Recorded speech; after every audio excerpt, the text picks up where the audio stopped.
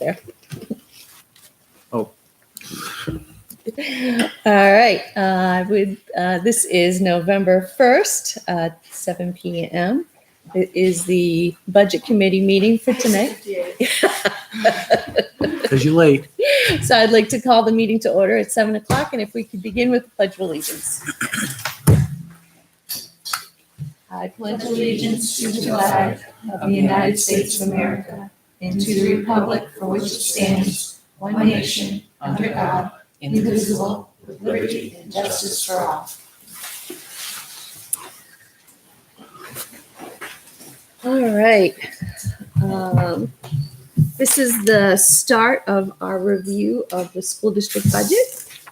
So I'm going to do a couple of introductions for people at the table who don't know who's before us tonight. We have a lot of guests here. So we have Michael Jett, who is the new superintendent as of July 1st for the school district in Litchfield. And we have Corey Isbicki, who is the business administrator. And I know there's others, and as they come up, we'll introduce them. But we want to welcome everybody tonight. And everybody at home who's watching. Hopefully there are a lot of people watching. So the first official item on the agenda is public input. If anybody has anything they'd like to offer at this point. All right. We have two sets of minutes. We have the October 11th set of minutes that went around last week. So hopefully everybody's had a chance to take a look at them. And does anybody have any changes, deletions, additions to that set of minutes?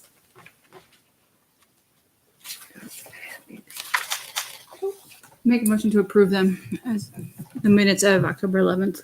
All right, motion has been made. Is there a second? Second. Made and seconded. Any further discussion? All those in favor of approving the October 11th minutes signify by saying aye. Aye. Any opposed? And any abstain? Nope, we should abstain. All right, so how many are we tonight? Yeah, 3, 8, 0. And we have our minutes from last week. And we already do know of a couple of changes on those. On page 2, under the top section where it says decreases, the overlay was reset to, and that amount should be $50,000, not $60,000.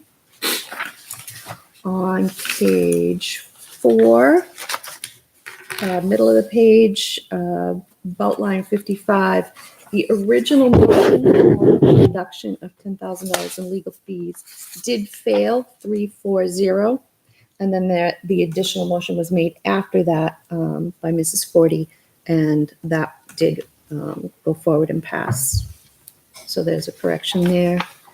And then on page 5, the top vote, the 1 got hit at the same time as the 2, so it came out as a 12 instead of a 1, but the vote was 610. So those are the ones that I am aware of. If anybody has any other changes or corrections. On page 6 under the police administration, it talks about where I was talking about the pre-employment screening line could be reduced. It had been spent, it just hadn't been, it was about 60%. It's not that it hadn't been spent the whole year, just that they hadn't spent it all and they were still asking for more. It had not been all spent. Yeah, maybe enough. Yeah. All spent this year. Yeah. Okay. She commented it had not been all spent this year. Get rid of the second all. And the request for 2019 is for more. Any other changes or corrections? Hearing none? Okay. I guess where my name is mentioned, I'm just hyper focused. Yep. Just under fire. I thanked Mr. Brown for the information. It was on the fire chief, the salary, the contracts that he had given us, and the comparing it to the other towns. I hadn't requested about the radios. That wasn't me. So fire chief salary information. information. Comparison and information.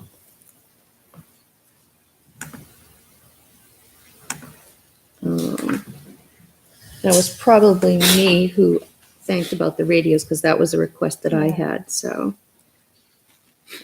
we'll just make that I asked. I also thanked about the fire department radios.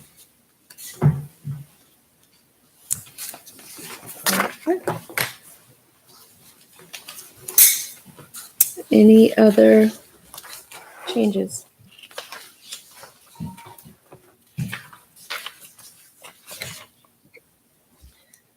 Hearing none, all those in favor of approving the minutes as amended, I'll accept a motion. So I'll make the motion. Is there a second? I'll second. It's been made and seconded. Any further discussion? All of those in favor of the amended minutes for October 25th signify by saying aye. Aye. Any opposed? Any abstain? Aye. Okay, so we have one abstention. Sorry, who 701. made that motion?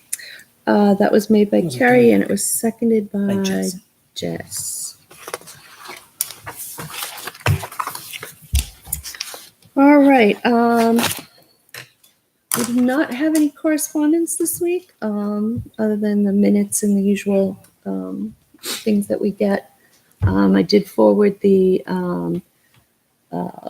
dates and the subjects of the school budget, and I think that was everything. We haven't heard from the other guy. I did connect with him. He misunderstood the meetings. He's unable to make tonight, and so I'm hopeful that next week he will be with us.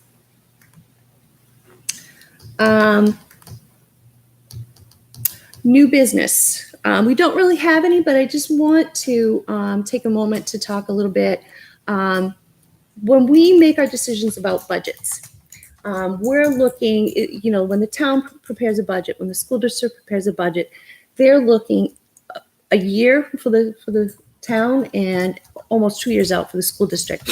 So they're making the best judgment and perhaps on the safe side of what they might need for the next year to 2 years. Our job is to take a look at those finances and really look at trends, and if we see amounts that aren't typically spent, what are they earmarked for, really to sort of delve into what's going on. And when we make our changes, it's not because we're not supportive of the town, we're not supportive of the school district or the children or education, but it's because our focus is different, and our focus has to be on the dollars. And that justify and help support our town and our education system. So I just want people to understand it's not like a personal thing. It's very black and white. It's very not scripted, but it's very laid out. We're looking at trends. We're looking at history. We're looking at anomalies and why those anomalies exist and if they should continue or not. So I just wanted to give that kind of little overview of what we do. The school district budget, as you can see, is a lot thicker than the town budget. There are a lot more lines to go through. It can be a little overwhelming if this is the first time you've looked at something this big.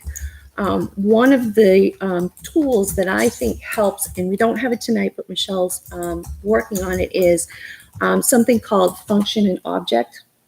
So it kind of breaks down the tiny pieces of the budget. In every school, they buy supplies. In every department, they buy supplies. But you have supplies here, supplies here, supplies here, supplies here. When you look at object and function, you can see all of those things scooped together, sort of in big pots of spending. So you get a better idea of where it all fits together. So what we do is we go through line by line with the department heads, talk about, they talk about anything they want our attention to be drawn to, why there's some differences, why they were asking for the budget they're asking for. Then we look at some of the big pieces too. So don't be overwhelmed when you see what's before you. You'll all get the hang of it. and you've got experience, I'll be happy to answer any questions about any of the history we have, I'll be sharing history that I've collected over the last many years. So I'll be sharing that as well, because I do have some history. So I just want to put that out there. If anybody has any other comments. All right, then let's jump right in. I believe the first item up is the superintendent is going to give us sort of an overview of what's going on and what the plans are for the school district. Great, thank you. And so I think we have extra copies of the budget that we brought I need in. one. So, okay, make sure we get them in the people's hands. Anyone else need a copy? I have that. And it is on the share drive. It's on the share drive, so if people want, You got to come with kindness to start with. It's What's a that? good tone.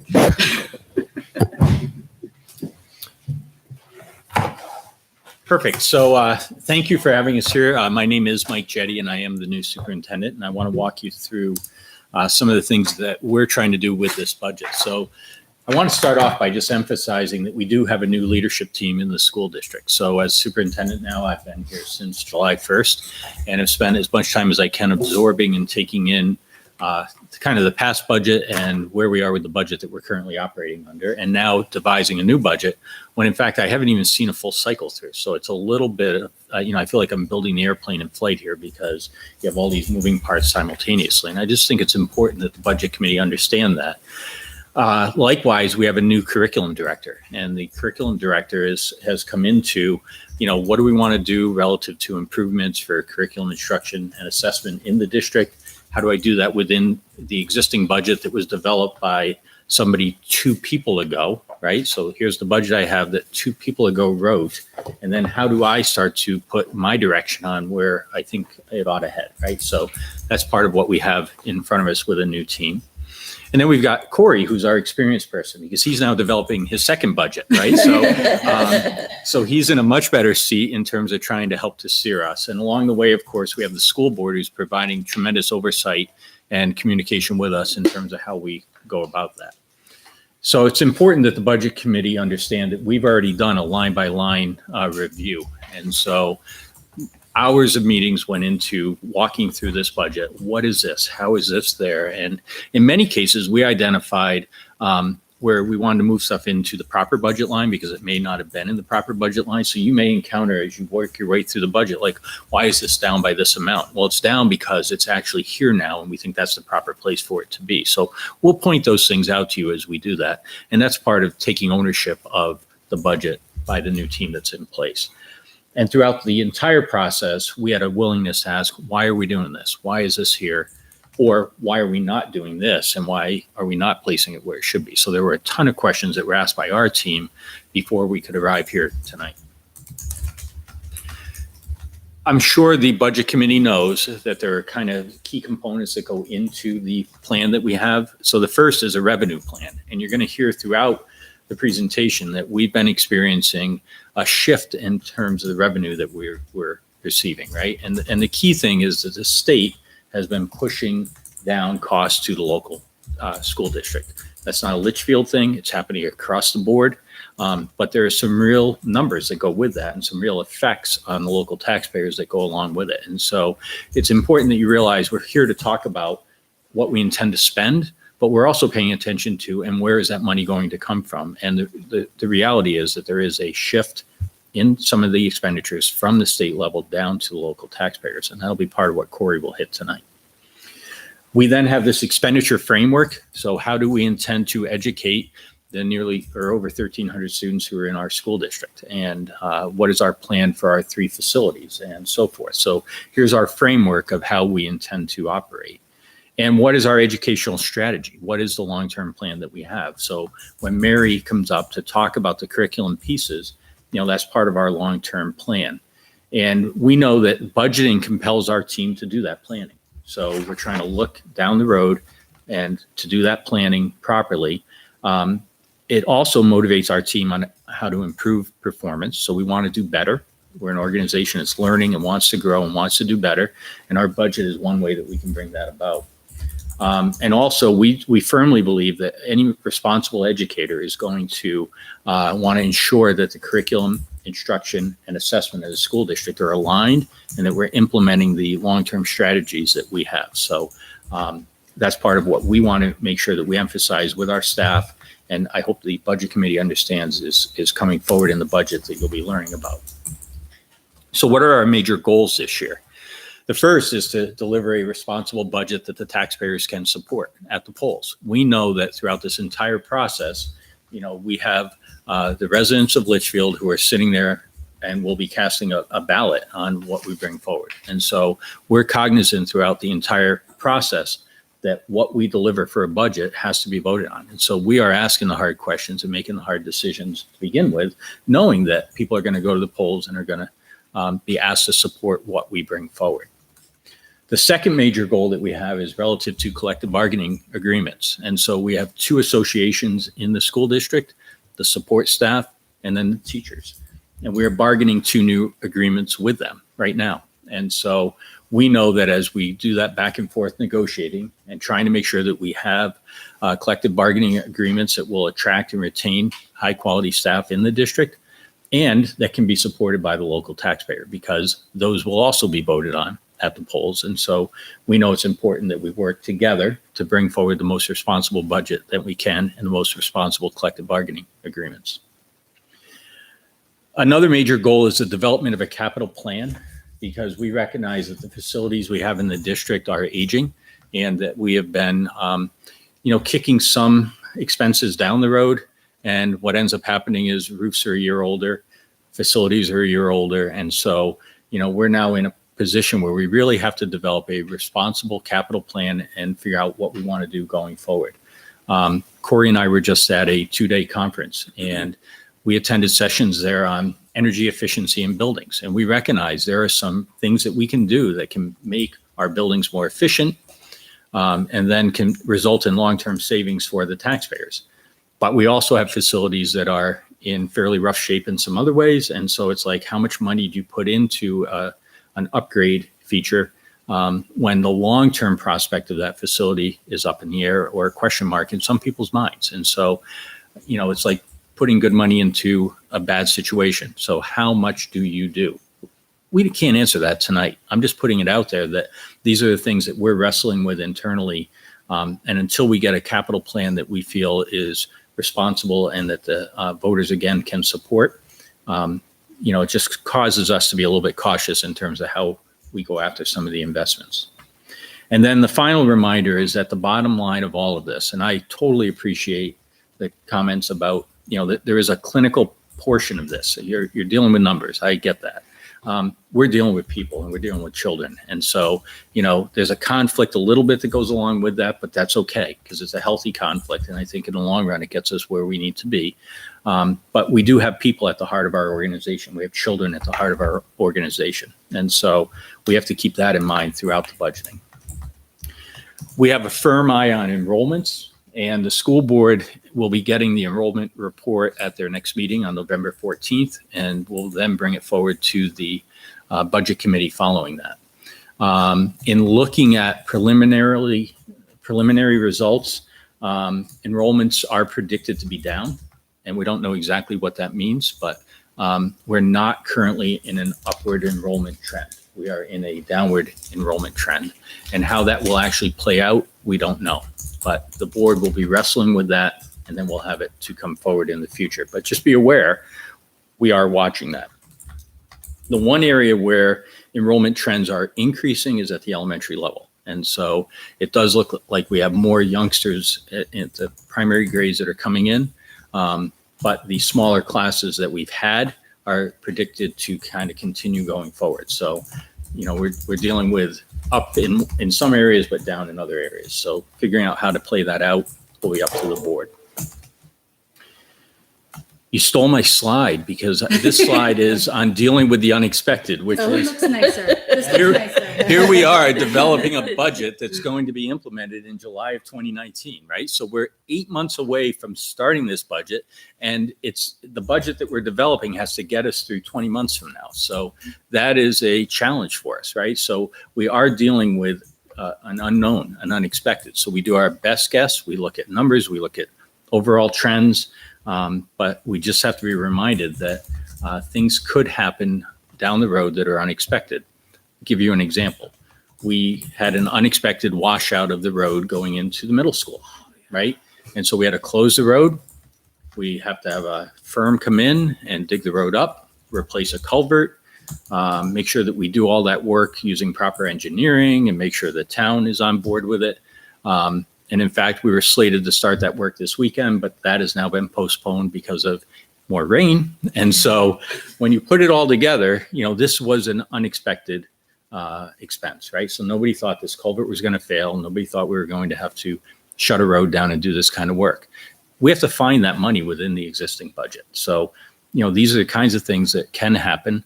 Another unexpected was we had all the right predictions on our kindergarten numbers, and we had more students who enrolled than what we expected, right? And so, in first grade numbers. So we had to add teachers kind of literally at the last minute. I think we met at 7:00 in the morning and had teachers arriving at 7:30 that morning. So the point is that we do our best, but then things do happen and we have to be able to respond to those within the budget.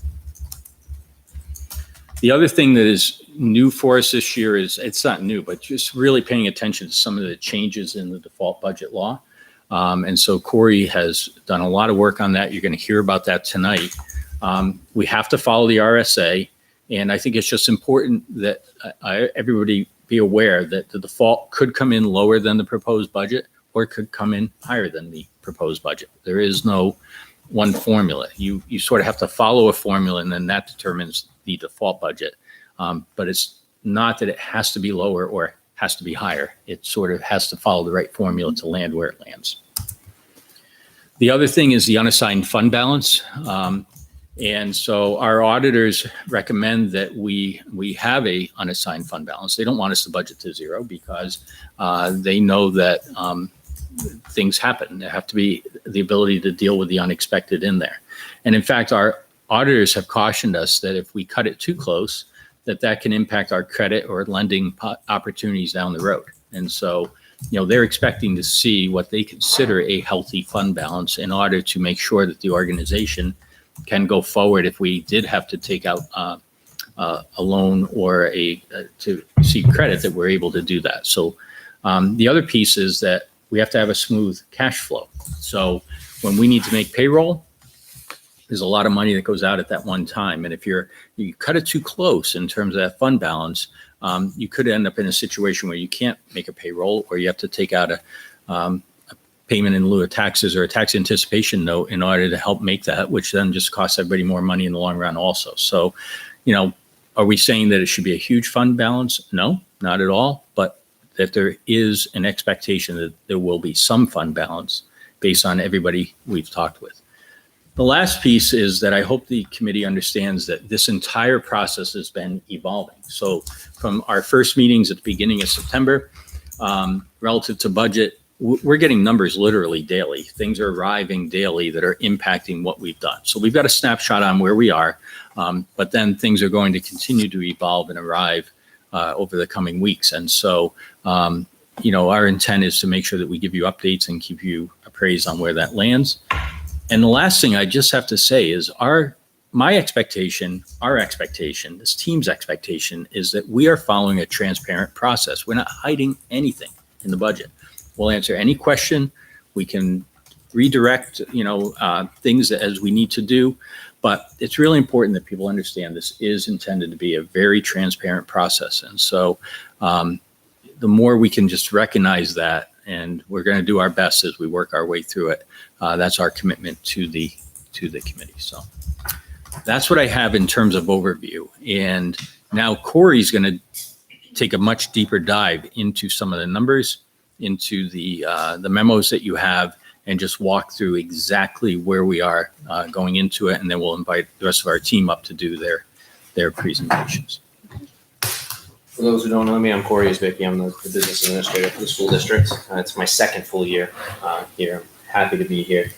So my second go at this budget, And as I tried to do last year, and as I'll continue to do this year, is I'll provide the information as it goes. As we make changes at a school board meeting, or you make changes here, I'll provide you with the updated information from my standpoint in that budget.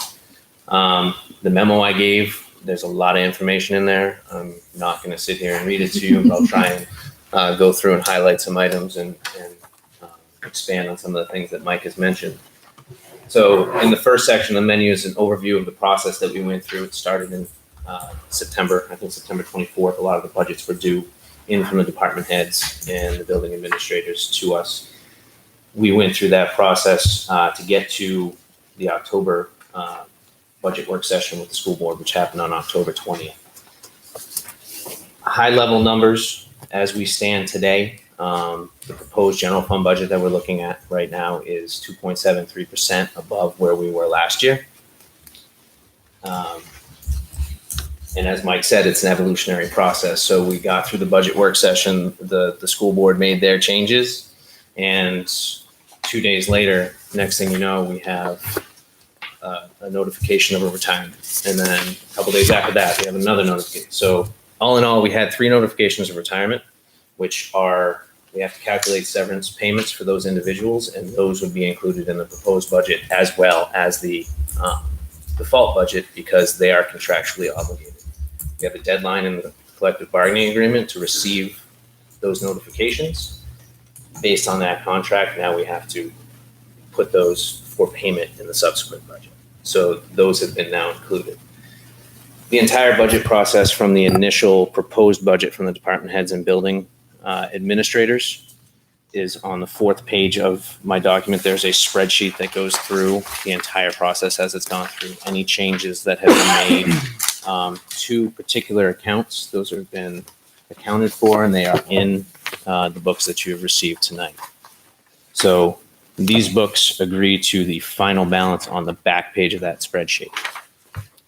I will mention, you'll see at the bottom of that spreadsheet, the breakout of where the main portion of the increase is, and that is in salaries and benefits. There's a significant increase in salaries and benefits, and that's due to the fact that you have, even though we don't have a collective bargaining agreement going into next year, we have the staffing as it currently stands today. Those are contractually obligated, and we have to go into July 1st, assuming that we're going to have the same staff on July 1st as we have today. So any of their benefit elections, any of their salaries, those are all considered contractual, and those would be the amounts without a collective bargaining agreement. That's the amount they are paid on July 1st going forward. The current amount? Or? Mhm. So Because you don't if they're have- whatever they're making now is the amount we project for next year.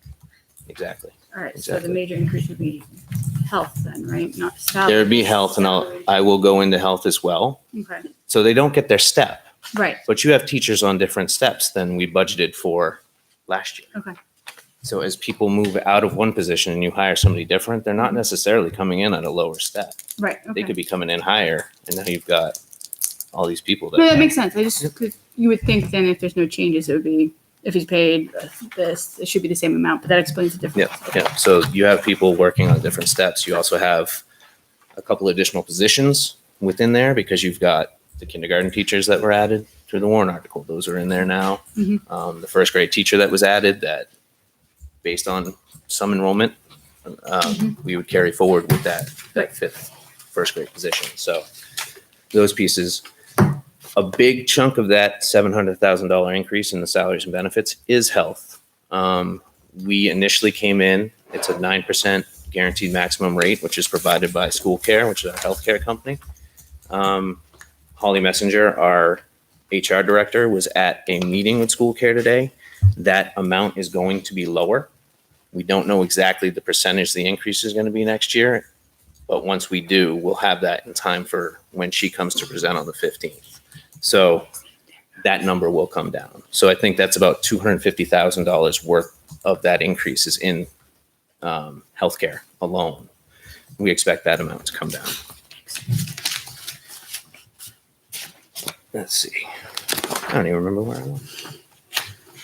So that same type of, when developing, I'll go into the default budget. When developing the default budget, we took that same type of approach with the salaries and benefits. We took what was there today, absent the collective bargaining agreement, and just pulled that forward into default, considering a contractual obligation. That amount now goes into the default. By that, we also included any increases in our healthcare, because that would be considered a contractual obligation as well under the current CBA. If we don't get a new CBA in March, we're under the provisions of the one that's currently in place. So that goes into next year. The other piece, we don't currently have a transportation contract with our bus company. I think you just heard a lot of people cheering. What's that? But there's no. Jen, don't. Had to. Sorry. I gotta go now. So with that being said, our RFP for transportation was due last Friday. Mhm.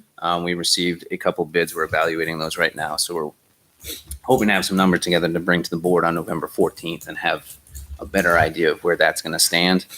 We initially in the proposed budget put in a 5% increase in all areas for transportation. That increase does not go in the default because we do not have a signed contract going to next year. So the 5%, we have that in the proposed or recommended or whatever iteration we're at this point. The amounts that I've seen so far from the two bids that we have are less than that 5%. So I would expect an adjustment in there as well. I think it's important to note too that when people complain, there's two options. It's not like we have 10 or even 5.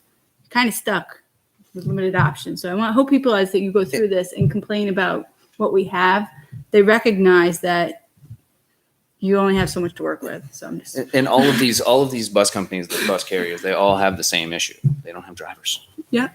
So, I mean, there's no guarantee you go from one bus company to another bus company and everything's going to be great. There's going to be Right. growing pains. You change a company, there's going to be growing pains.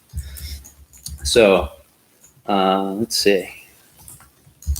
The next part I wanted to mention, and Mike mentioned a little bit, was our budget growth versus state revenue. So I've done a review of some of our appropriation growth versus what we're getting from the state.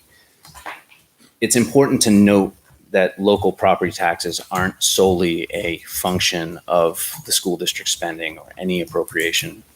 That's the other piece, the other side that we don't necessarily get into talking about as much, which is the revenue side.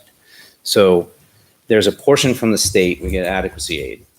So that's where they say that $3,600 per student plus some other pieces in there is what it takes to educate a student. In that, there's also a piece called the stabilization grant. In 2016, the state decided to reduce the stabilization grant at 4% a year for the next 25 years until it's gone.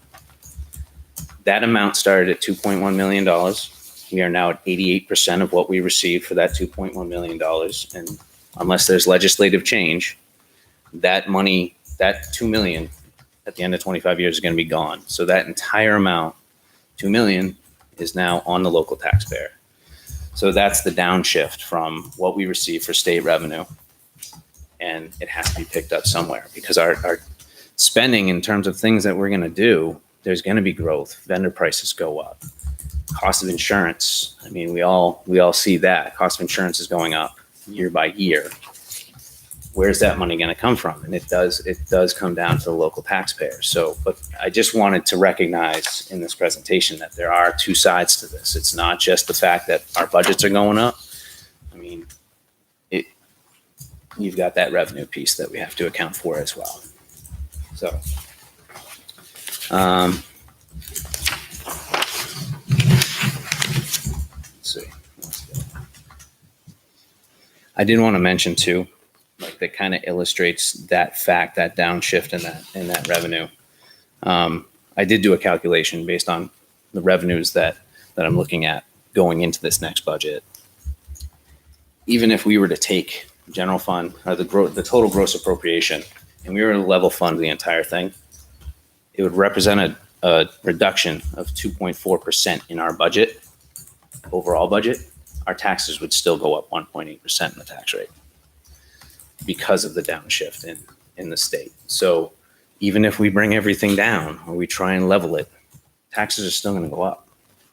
It's an unfortunate consequence of that state revenue going down. The last piece, and Mike mentioned it as well, year-end fund balance. You know, we've done some review. I looked at the year to year and kind of did an average of what we return year to year. So what I see based on that calculation is a 2.1% return of prior year fund balance. So the money that was returned to do the tax rate this year, $626,000, ends up being about 2.5% of our general fund appropriation from 2018. So it's money that was left over at the end of the 2018 fiscal year, which ended in June. As Mike mentioned, it's a sign of financial health. You know, should something come down the road, we need to replace a roof. Somewhere down the line, a building project comes up. You know, those types of things. They look at that historical thing almost like a credit rating to determine if they think that your school district has the financial health to carry that bond. You know, if that gets cut down too far, they're going to look at it. It's not as secure a credit rating. I mentioned the unanticipated expenditures, the LMS driveway. We're dealing with that right now. Hopefully that'll be fixed soon. Our uncertainties regarding staffing. You know, the 5th first grade, we literally added that 5th first grade teacher 2 days before school opened, based on enrollment numbers that were just not where ended up being where we didn't expect them to be. I think it was an 18 kid swing or something like that. And there's nothing you can do. The projection made sense. At the time. When we looked at the numbers based on the prior enrollment, the projection made sense. So I Absolutely. credit you guys for actually being able to resolve that issue as quickly as possible. And I speak as a mother of a first grader, so I really do thank you. One piece I do want to mention, I mentioned in here, is that last year when we came, I had done a full review on the salaries and benefits in the school district. The school district decided to do a $250,000 decrease just allocated across the salary and benefit lines. We did that before we came in. So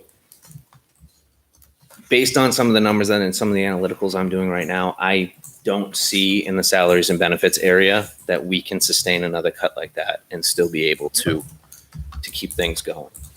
Now, that doesn't mean we may still need the same staffing levels.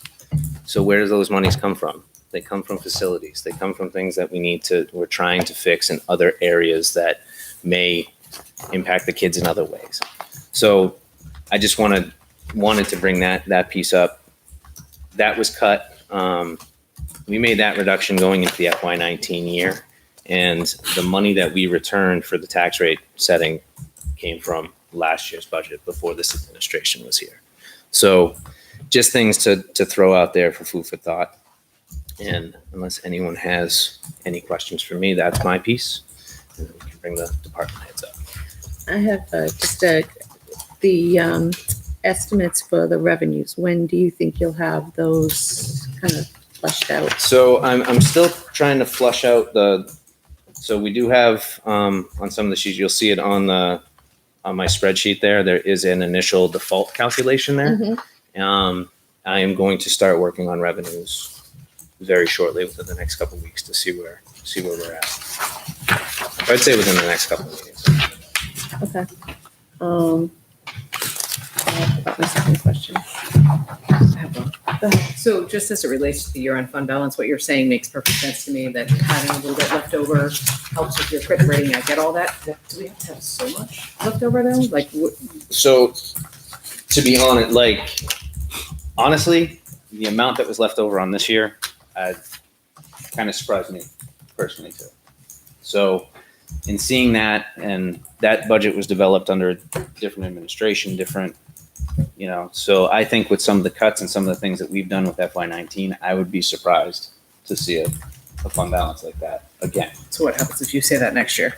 Huh? No. It's on recording, so we'll just play it back next year. So actually, Jen reminded me. It's my hope.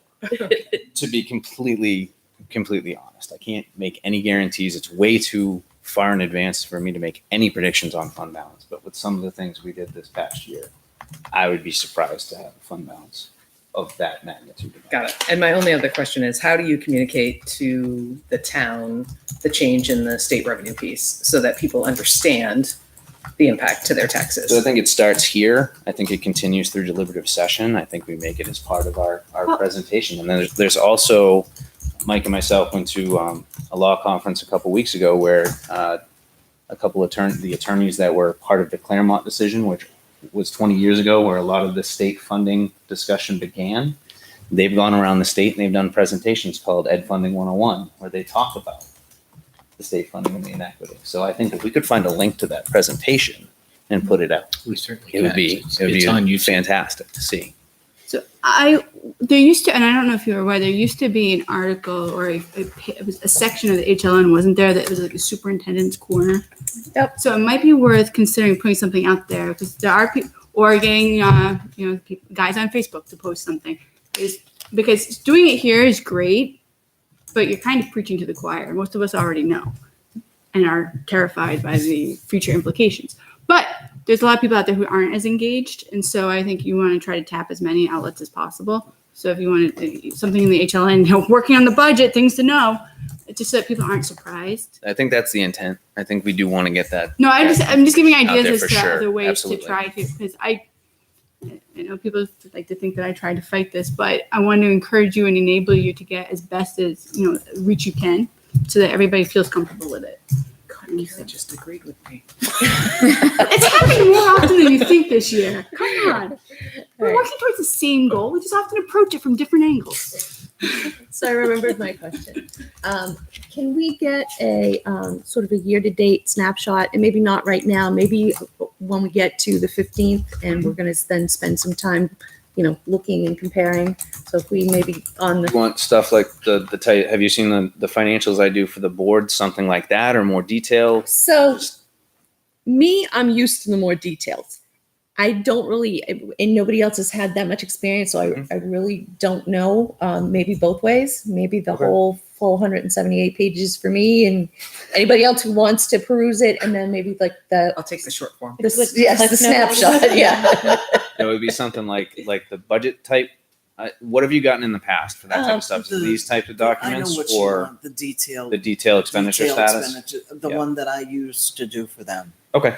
Yeah. Out of Cognos, I know. what you mean. I'm used to that because I like to see the year to year, and that one doesn't do the year to year. I want to see like updates, like what did Yeah. we budget, where do we stand, what are we projected, just to kind of get a feel, so I can see last year at this time, how did we do? But like you said, it was a whole different administration's projections last year, so it just kind of helps gauge where we are this year. Absolutely. I can do that. Any other questions for the administration? All right, then let's jump in. What we have first on our list is special services. Sorry, I brought your chair.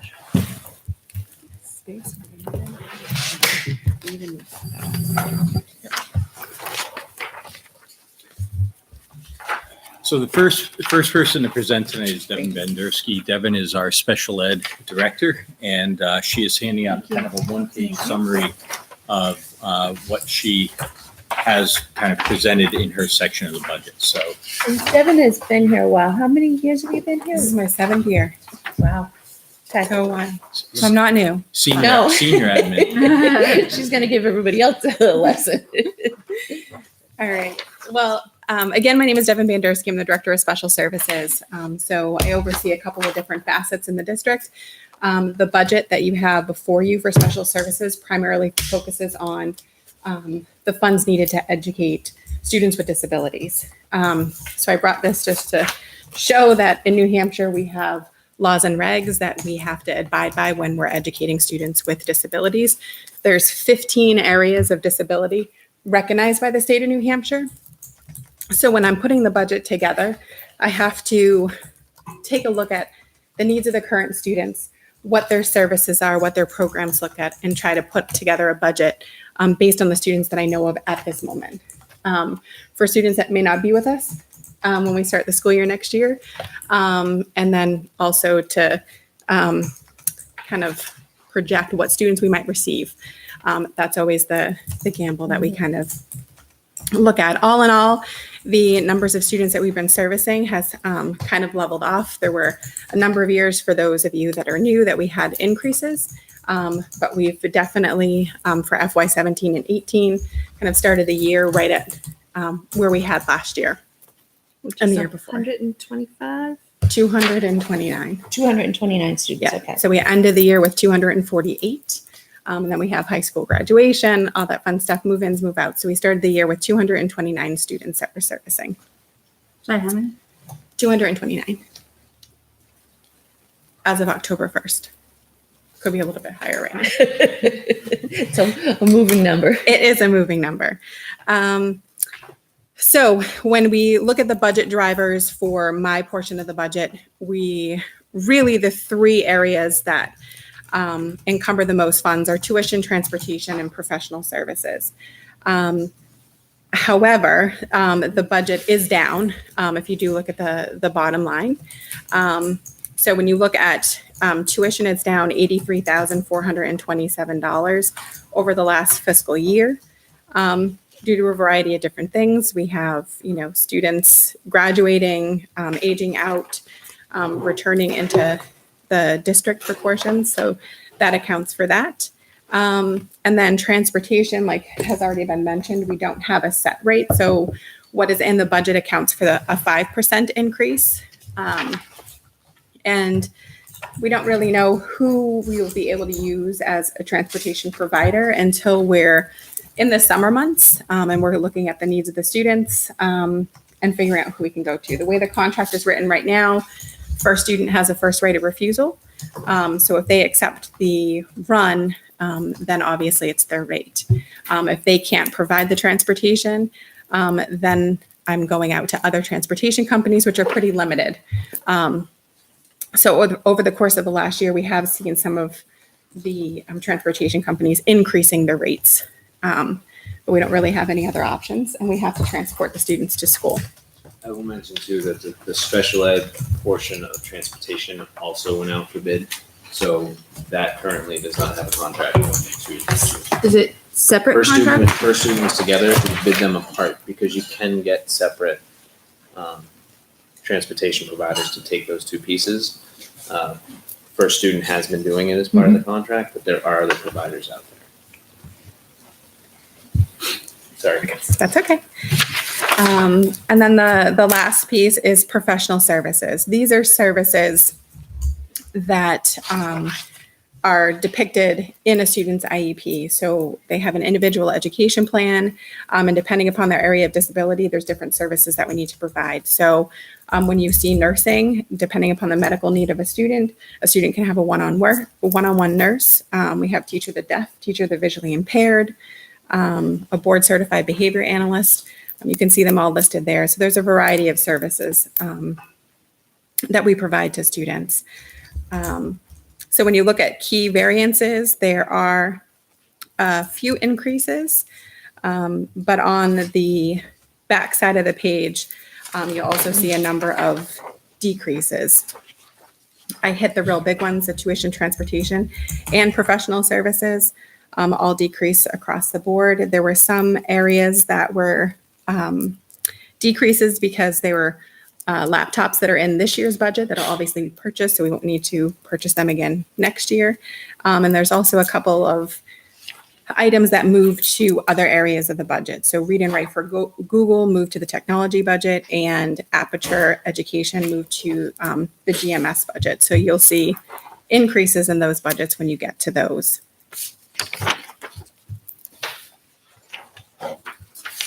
I don't know.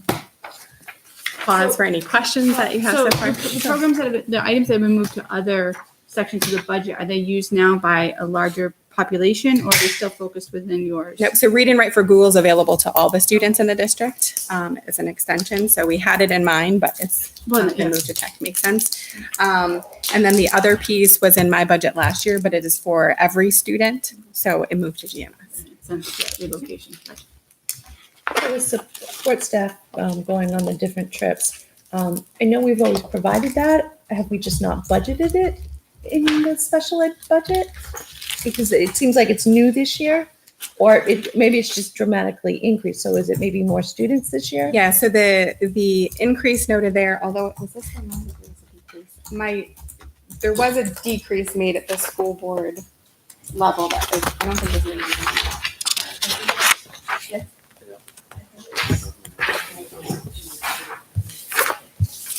Anyways, in any event, there is an increase there because the senior class trip is Walt Disney World. So we do have multiple students that would need adult support to attend the trip. So you see that increase in different pieces because not only do we pay the salary, but we have to pay to get them there, pay for them to access wherever the students are going. I think that was 2,400. Yeah, so 580. Yeah, so it would be,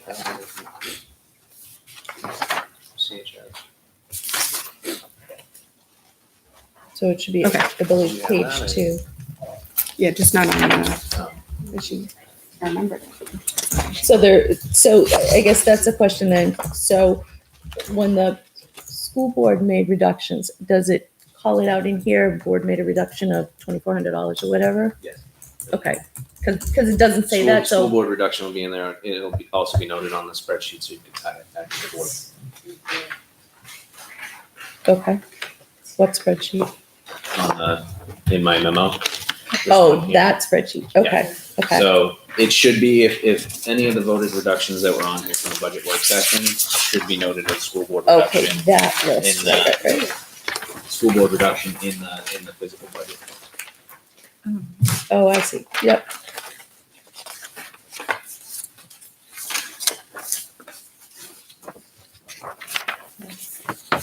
So I noticed in one of the memos that went to the school board last week, I think it was, it talked about technology, and there's, I noticed in the special services budget, there are budgeted 15 computers, laptops, whatever it was. And there was some question as to whether it also was in the technology budget. But what I see is it's still in, They reduced the number, so during the school board meeting, there was clarification on it. They reduced the number in, I think it was the technology budget in only. technology, they did, but they left the 15 in the special services. Okay. So the board did clarify that. Okay. I saw that you had written that, so I wanted to, I hadn't watched the meeting. I wanted to know what the result was. All right. Is there a reason that there's been such a large increase in legal services? I mean, you look at 2016 actual and then 17 actual. I mean, is there something there that I don't? We haven't had any due process cases, but when there's different issues that come up, we'll consult with the attorneys for different things. And even if it's for a 504 need, it's paid out of my budget, not just special education. So that's what's reflected there.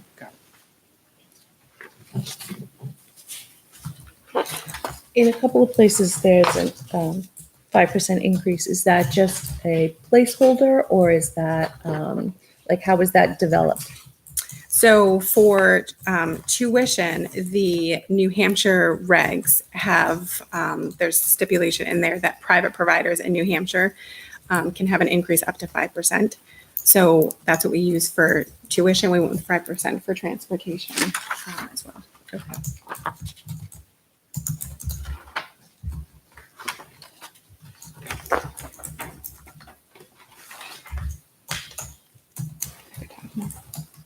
I said I could talk more. I just wanted to see if there's any notes I made to myself.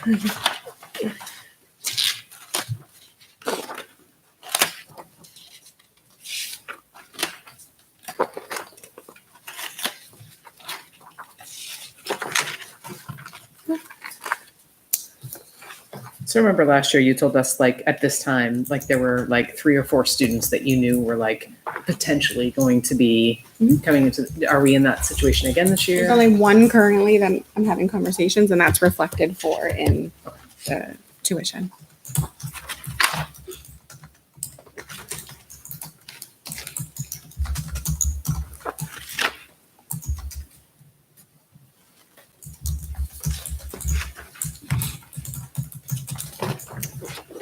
Anybody else have any questions?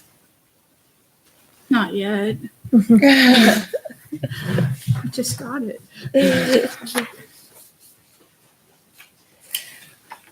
All right. Thank you very much. Do develop any questions, please put them together, send them to me so I can get them to the superintendent's office and get some answers back for everybody. Thank you. And what we're hoping, just to make sure that we're all on the same page. So if you get us questions before next Thursday, we'll do our best to bring answers back on those. Yep. And worst case is that the entire team is planning to come back at the final meeting. So you'll have everybody right here. And that's when some new question emerges, and which is fine. We'll all And that be always here. happens. We'll be here and we're ready to answer. But I have said to the team, I plan to be here on that last night. And then Corey and I will just do the best answering questions in the interim. Great. Thank you. So who's up next? It Who's looks up like our next? curriculum person. So Mary Whitman has joined us this year, and she also has a handout for you. I do. I'm gonna try to get it up on the screen.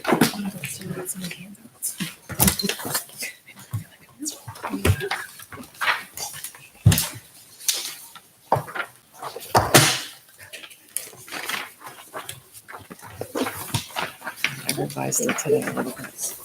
Thank you. We're looking for I've CIA. been mad about math, so I'm so happy to see it. No, these are just the extras. Good evening. I'm Mary Whitman. I am the new Director of Curriculum Instruction and Assessment for the district. As Mike mentioned at the beginning, this is kind of a new experience in that I'm trying to understand where we are as a district and what the needs are and where we want to be going. So one of the first things that we did as through PERC, through meeting with teachers, is we really developed a 5-year plan.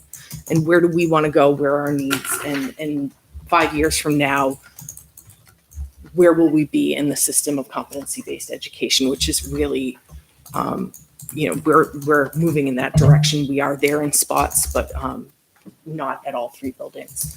So really in the next 5 years, vertical alignment is a big focus in all subject areas.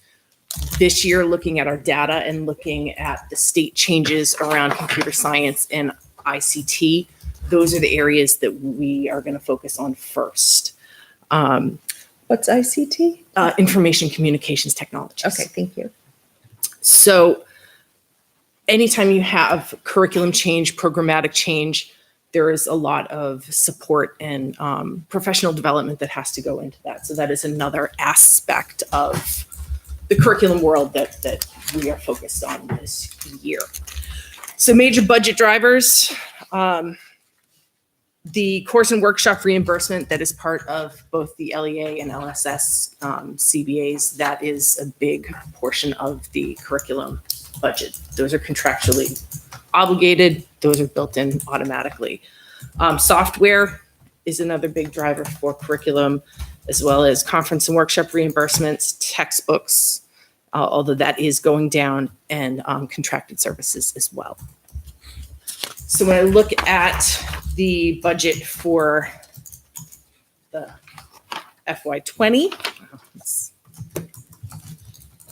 we're looking at the major increase in is really in the area of conferences and workshop reimbursement for a number of reasons. One of the biggest drivers is I would really like to bring a team to the State Educational Design Studio that is focused around competency-based education. It's been going on in the state for a few years.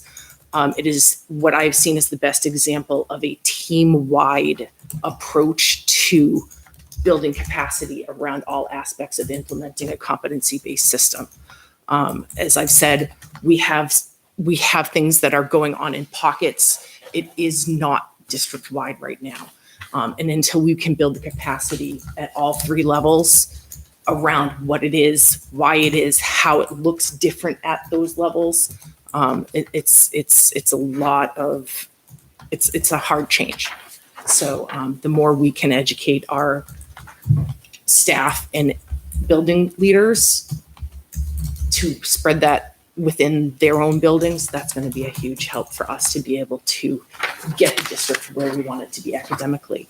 So this is something you said that's already going on statewide, that's already been happening across the state? It's every summer for the last, I want to say 5 or 6 years, they have done it. It started out small. It was done just at Sanborn, and then it has developed into something that people come from all over the country really to be part of. So of those 10 people, a couple people It from would be a each couple school? people from each building. Like yes. leadership or staff? My goal would be both leadership and staff. So ideally to bring an administrator and at least one teacher from each building. In my experience, having gone through this with my previous district, that was what was the most impactful, was to have the teachers and the administrator sitting side by side, listening to the same messages, not coming just from one person in the district. So then they would bring that back to the school, and would the school then hold workshops Yes. with their own? Yes, really, it's I don't want to say a train the trainer kind of, but it kind of is, in that you really start the discussions with that small core group, and then it goes back to the building level, and we continue the conversations both at the building level and doing some district-wide. When we do district-wide PD, there's that commonality. And this would address the concerns that we frequently see at like the high school level about, I guess there's complaints about the current system, and this would help address, because it sounds like we have a hybrid system now. Yes. And it's Well- either adopt it or scrap it, and we're going to try to adopt it fully, and this Right. would address a lot of those. We want to make sure that we are in line with the what the state is saying we need to. So competencies, reporting out on competencies is a state requirement. Okay. So it is at all three levels. So we need to get our elementary and middle school Right. reporting out on those same competencies, and we need to tighten up. And that really is going to come over time as we look. So this year, when we look K-12 at math, we're not just looking at the program. We are looking at the progressions. We are looking at the competencies. We are making sure that what our teachers are using, what they are teaching the kids is aligned, that we don't have gaps. I think personally of math, and as an engineer, married to an engineer, and seeing what is being taught currently at GMS, thank you. Because my biggest concern has been the math curriculum. When people complain about the concerns they have at the upper levels, I can guarantee you it's starting because the foundation in the lower levels is less than where it needs to be. So I'm very excited personally to see that math, and my husband does computer science, so he'll be thrilled to see that. So thank you for spearheading that.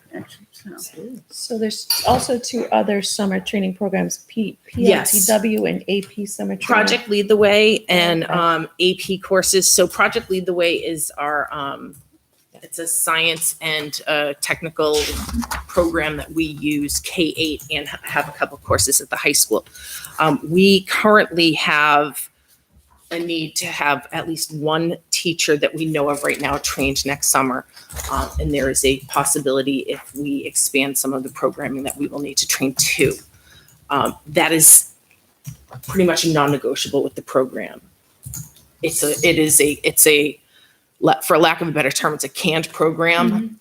In order for us to get the resources and the support from Project Lead the Way, we have to have our teachers trained by Project Lead the Way. But every teacher who teaches it has to Correct. be trained. So the fact that we added a new first grade teacher who may not have been trained, then in order for that person to implement it, they need to be trained? If we add a 4th grade, 7th grade, that per individual teacher also has to be trained. There before has they to can be teach it. some level of, so in particular, the ones that when we use a whole coursework, so in our other grade levels, in K through 8, actually, in science, they are doing segments of it. Okay. So the training is a little different. What I'm looking at specifically is our animation and robotics. That particular course, like that is the one that we need to have our We don't teacher. currently offer. We are offering it at the middle school. We have to get that teacher trained in it. Okay. There is a continuation of it that we would Oh, want to most likely get him trained in over the summer. At the high school, they're looking to expand on the engineering side of it because we do have somebody on staff now with a strong background. They want to expand some of those options, and that would have to be. I'm saying that Christina coached. I'm just saying you're speaking my language, and you're saying all the things I like to hear. So I'm saying Christina must have like put a bug in your ear. No. She's over there texting her.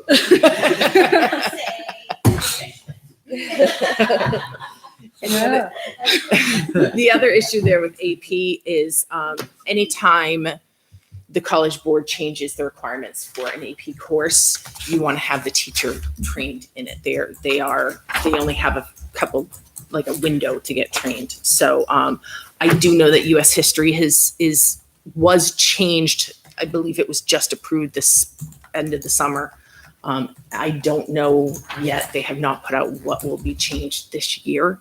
So we have the possibility of 2 teachers that we would need to send to AP training. That's why those budgetary pieces are up. The other driver in terms of increases, there is a $2,000 change to contracted services. One of the things that was pretty much a common trend as I started talking to building administration and teachers is the, shall we call flash in the pan professional learning. So I really would like to have some more flexibility to be able to bring in a more sustained PD, whether it's a consultant, whether it's a different programming piece that we can bring in and work with the teachers on a more consistent basis, not just a one and done. So, and we are, right now, the talk is about bringing in some math focused PD. So just throw that out there. No, Kelly. You know that's coming up.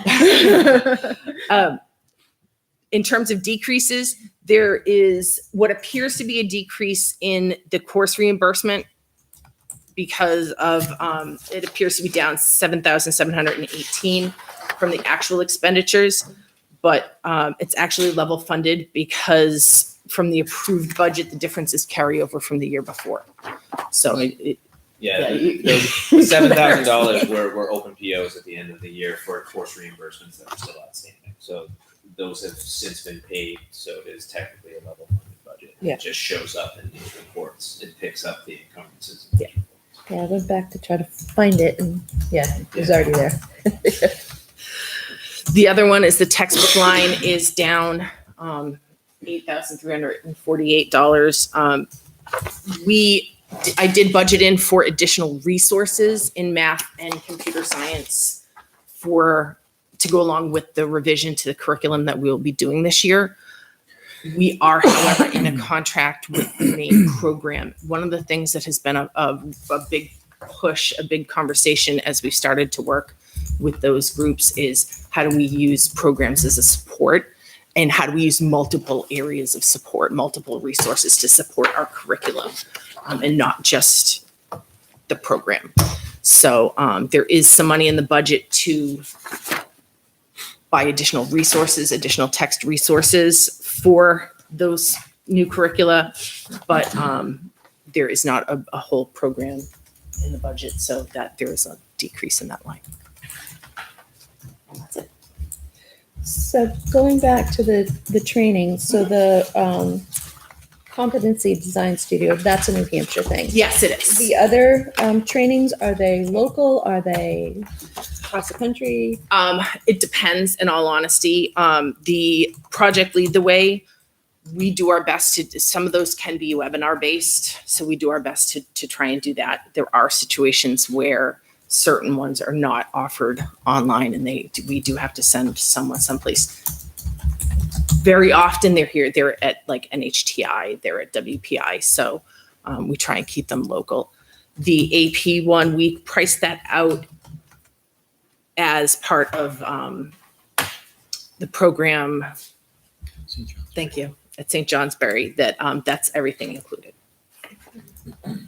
So you also said that when you had people get together and look at curriculum over the next 5 years. So there had been a curriculum cycle. I think it was almost due to expire anyways. So that now. So the curriculum cycle that had been approved that was in place when I took over Mhm. actually had not been used in the last few years. So we wrote it new. So there's a new There is a new cycle. cycle. Yes. And with that cycle, do you have it spelled out sort of like when you're going to review, then when you're going to look at curriculum items, and then when you're going to budget? Is it like a cycle drawn out like that? Is that something that the committee can get a copy of? Absolutely. Just for future planning, because it's Yeah. very helpful next year. You guys are going to be sitting here to look at year 2 and see, oh, how are we following along? So that's very helpful Sure. information if we Sure. could get that. The one thing I will say is, and we talked about this at Park, who approves that, it's always open to changes. I mean, what we might find this year, in me coming in new, that we bit off more than we could chew trying to do ICT and math. And so in which case we can adjust that. Or as needed. suddenly you see a deficiency in some part of the Correct. curriculum and you need to address it. Right.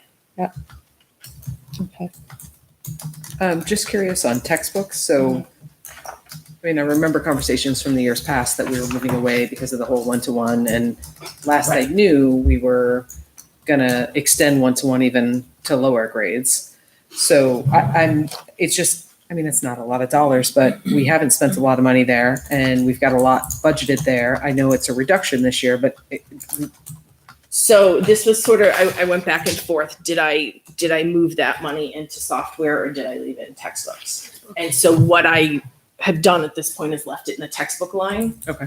Knowing that some of that may actually have to be transferred into technology, because that would ideally be where we would go with it. got it. But So from my there were perspective, from specific- here, I would rather see that under. There were technology. specific textbooks that were requested. Only available via text. Correct. Got it. And some of that, through this process, I do hope to shift the desire for the hard copy textbook to some other.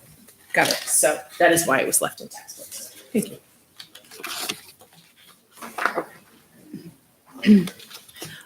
One thing I was just thinking as you were talking, can you mention what PERC stands for? I forget what I do too. Parents, Yeah, educator. it's basically it's our curriculum review committee. It's I think it's professional educator. review educator. committee. Yes. Okay. Because I couldn't remember for the life of me. And I'm like, if I can't even remember, someone who doesn't know anything about I'll it. be honest, I don't. Tina I doesn't have a hard remember. time remembering what it stands for. I call it our curriculum committee. Our curriculum. Amazing people. Something like that. Whose Okay. names start with T. Okay. Does anybody have any other questions or comments about curriculum? Not yet. So he's going to dig right in. I am, but like I said, I'm excited just to see math up on the list, because if it weren't, I was going to be scheduling an appointment to say we need to talk. Literally for 25 years, about every 3 years, we cycle back and look at math all over again.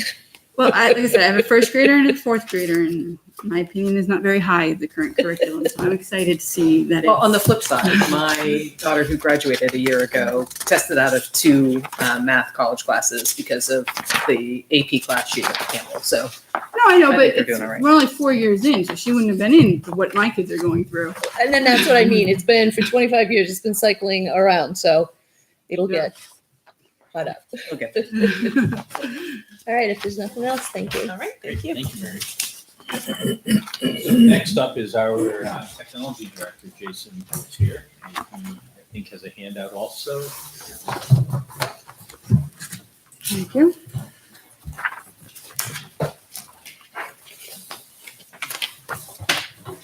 Thank you, everybody. Jason Pelletier, Technology Director. I'm starting my 4th year with the school district.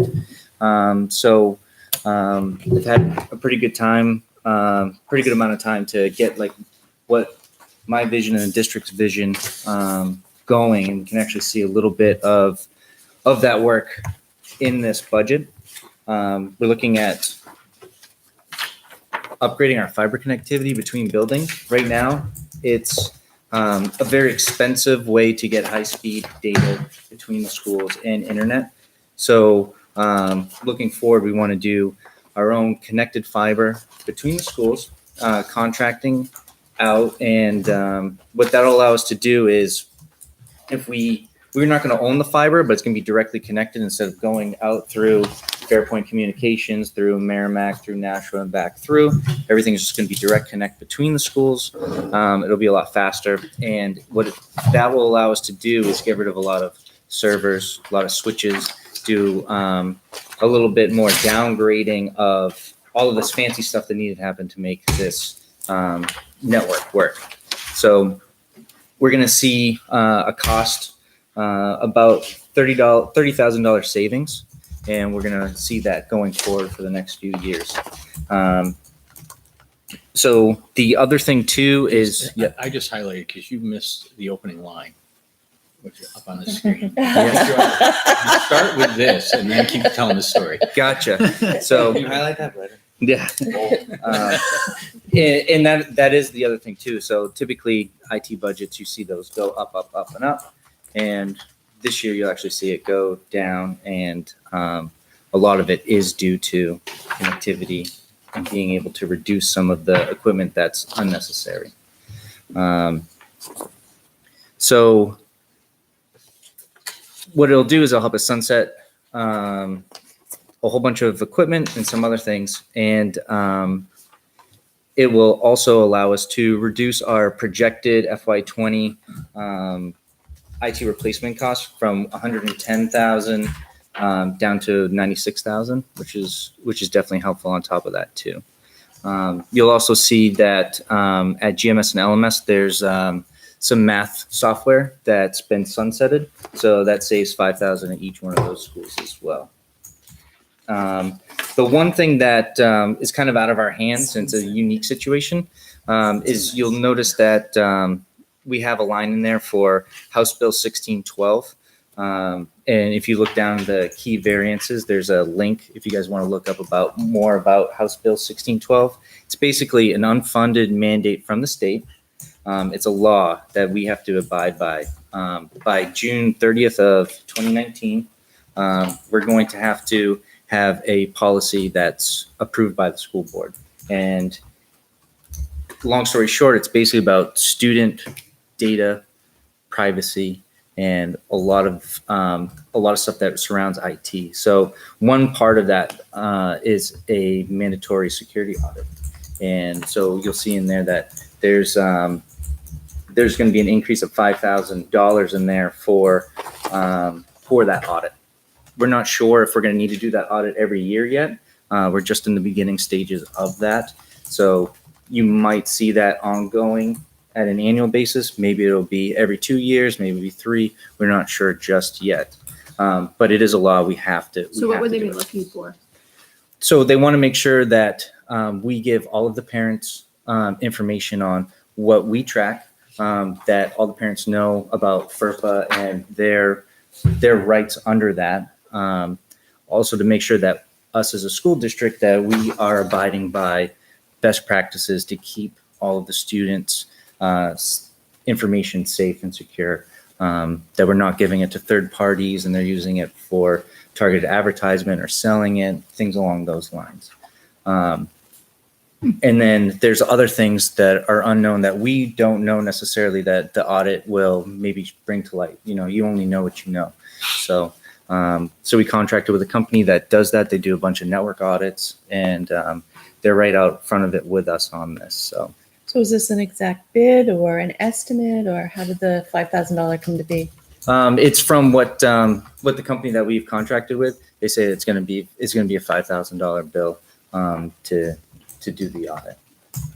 This was another kind of unanticipated piece, right? So when we developed the budget a year ago, we didn't even know about House Bill 1612. And yet we found money in order to meet the June of 2019 deadline. And, we feel it's the responsible thing for the school district to do to make sure that we're doing our due diligence on it. So budgeting going forward, we use the amount that we were able to meet this time as the budget driver in the future.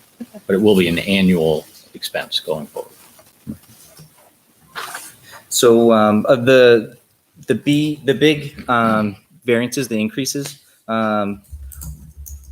you'll see that we added an additional $25 per Chromebook. We were at one point in time, we were ordering, 300. We were ordering a lot. We're getting full one-to-one at the middle school, full one-to-one at the high school. So we were buying a lot. We had a lot more purchasing power. So we were getting more breaks on bulk purchasing. So we're not going to be getting that as much because we're not going to be ordering as many. We're only going to be ordering, which sounds crazy, only ordering, a little over 100 Chromebooks, but they really only give you price breaks, a decent price break if you're around like 250 and plus. So we won't have that much purchasing power. So we increased that, and there is a slight increase on the price of Chromebooks in general. So they're becoming a lot more popular. They know that education's using one-to-ones and all that type of stuff. So they are getting a little bit more money, but we're not talking a huge amount of money per device, as if it was like a Windows machine or something of that nature. So along that line there, I know in the budget it says incoming freshmen, but then in some of the information that Corey put out, is it fourth grade? Like where are these books going? I think there has to be a reclassification along the line. I think was that the 29 that was reduced? Right. Yeah, so it does So, say the 133, I think this 29 were reduced, but I wasn't clear because it says incoming freshmen. So I don't think it's So, incoming freshmen. I think it's I think what it's to grade? account for the incoming fifth graders. So I think this needs Fifth to grade. move down to LMS. I think, Correct. if I remember How does it correctly. work now? Correct. Is it- Do they get one in fifth grade and one in ninth grade? So that was the way that we were going by the school board recommendation, because the fourth grade had a smaller number, a significantly smaller number, to increase that line more. Have instead of the eighth graders currently right now, they have brand new Chromebooks, then going to the high school and getting another set of brand new Chromebooks to go and have them take that through their tenure at the high school and start off the fourth graders Okay. with that. So it helped reduce that line and hopefully, but ideally going forward, we would like the fifth graders to get something new so that they'll have it for the 4 years that they're there.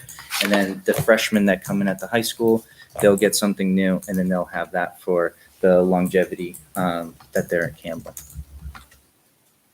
So I make that change to make sure that it's reflected in the press. I was just, like I said, I read your memo to the school board and it said fourth grade, but then this said freshman, and I was curious if I was reading. I think there's a note to do that on some random piece of paper. Probably. It just has not gotten.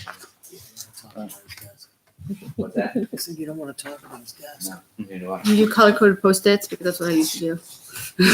I'll just randomly throw pieces. Oh, okay. And then you'll also see an increase for some enterprise cloud backup software. So currently we're not doing any cloud backup and getting ahead of the House Bill 1612. We're just kind of doing backups between buildings and back and forth and whatnot. But the really important mission critical information, we're not talking all of the data that we store on our servers. We're just talking about the, daily business type of information that if we lost it, it would be very difficult to recreate it. So we're not talking about a ton of data, like these pictures that people are saving on their computers or anything like that. It's just really those mission critical files. So you'll see an increase in there to add a little bit of cloud backup in there as well.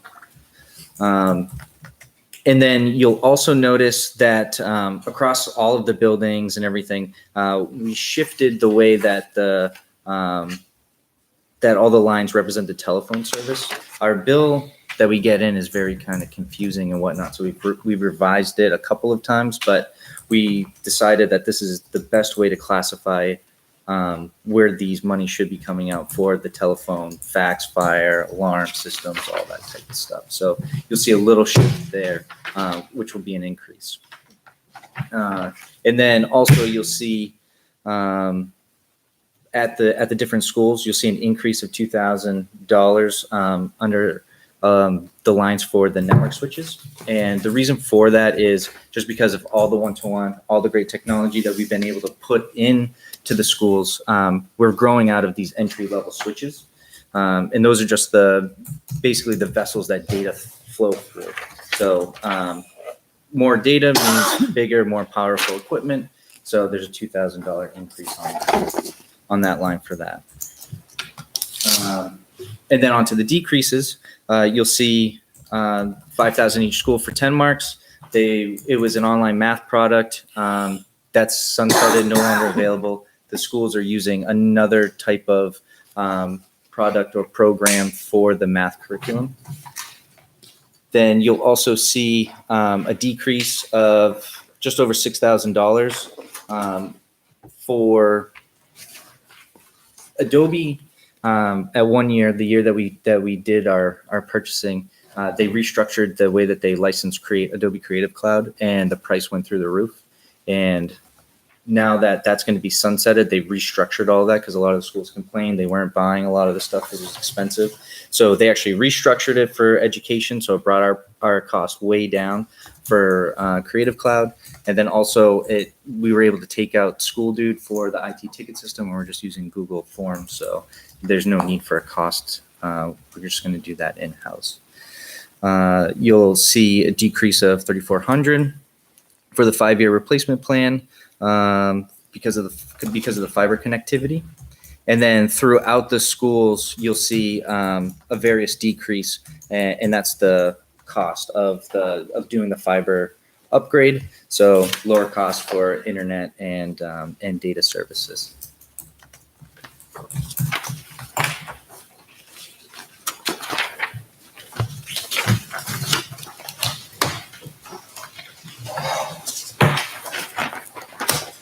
So I would just say this is the first year in my 3 years that I've seen a technology reduction. So well done.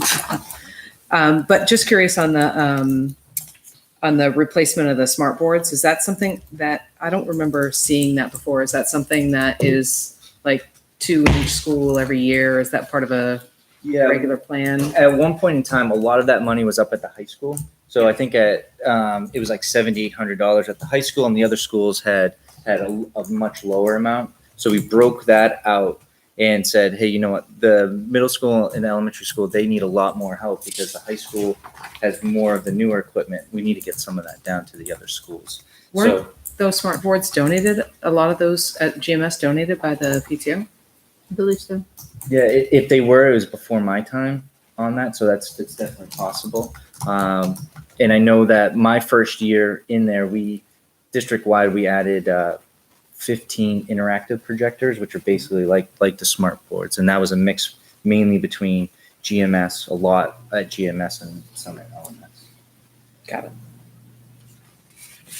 Can we see a copy of the 5-year replacement plan for similar reasons so that next year people can say, okay, here's where we are. This is what we expect to see. Yeah, I have the totals right here. And this is without the reduction in this year to show what it was originally going to be. I don't know if I have enough. I'm just more interested in 25 laptops, 15, because obviously prices are going to change, specs are going to change.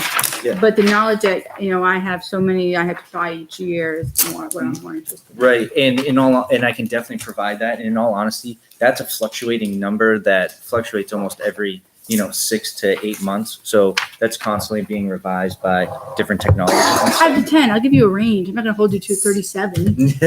35 to 42, Yeah. Like, and I have that all broken out now. And the way that the trend's going is a lot of times you can pull some of that stuff out. But So is that what you sent us last year, the 5-year IT replacement breakdown?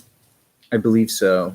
I don't know if it was like if it was just a chart, if there was dollar amounts onto that. Yeah, what I went and searched from my last year's budget book, it calls out mounts and routers and portable switches and Right. things. So I don't know if it's updated, but if it's updated, and certainly everybody needs a copy of that. Yeah, it is definitely dynamic. So depending on what's going on, it can change, January 1st or December or whatever. But I can give you what the snapshot looks like today. I'm keeping a running list of request for the budget committee, just so you know. All right, thank you. Yeah, because I went and looked at what you budgeted to what you at least gave us last year, and it was pretty close, pretty spot on.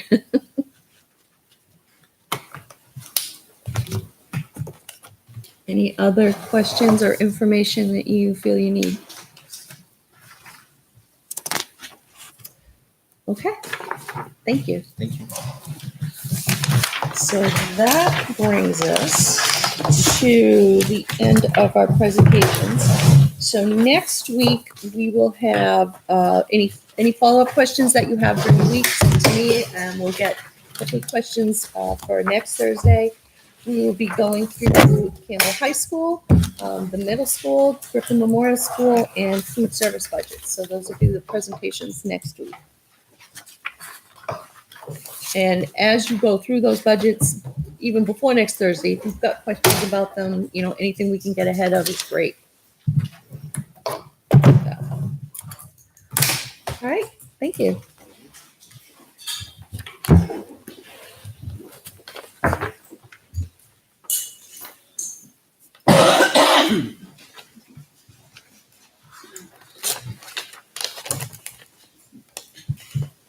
So the next agenda item is just a quick overview from the town. I don't know if you have anything in particular that's gone on. No, I don't have anything formal. The only thing I can say is that, as far as update, warrant articles are still being finalized. They'll be ready, at the date they're already defined.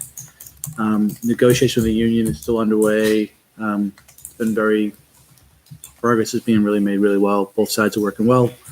I think our next union meeting is in 3 weeks. And then that's really it, actually.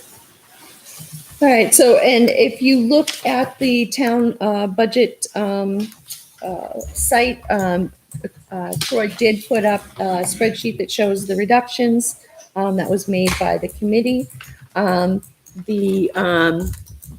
doing the calculations, actually, I think Troy's are off just a tiny bit because I think he used the initial tax rate that was a penny different. But based on what we went through last week, the change in the tax rate is an increase of 7 cents.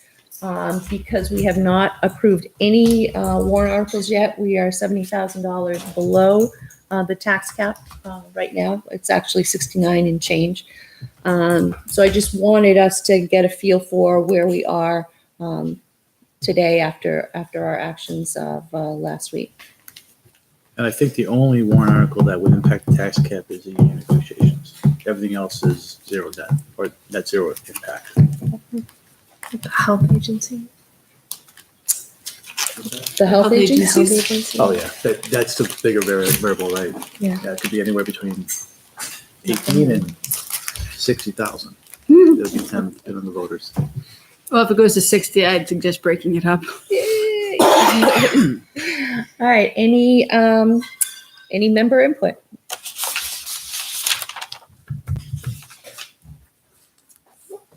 Okay. Community input. So, thank you for coming. And so we actually made good time tonight. If Motion there's to motion to adjourn by Carrie, Second. second by Jen. All in favor, say aye. Aye. Okay, we are adjourned till next But week. opposed and Would you want to stay here and talk? I can talk to you all night. So,